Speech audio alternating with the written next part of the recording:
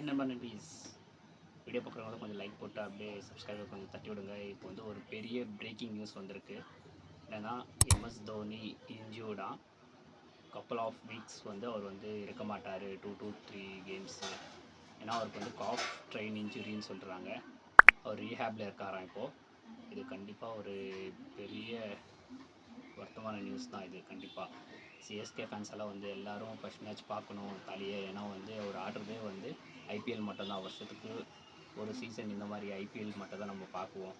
But இப்போது அது ஸ்டார்டிங்லேயே வந்து இந்த மாதிரி நியூஸ்னால் கண்டிப்பாக வந்து ஒரு சேட் நியூஸ் தான் for CSK fans and cricket fans also. But இப்போது ஒரு 2 வீக்ஸ் வந்து அவர் இருக்க மாட்டாராம். இது பெரிய சேட் நியூஸ். கண்டிப்பாக இப்போ வந்து சாம்சன் தான் விக்கெட் கீப்பிங் பண்ணுவார் கண்டிப்பாக ஷுவராக.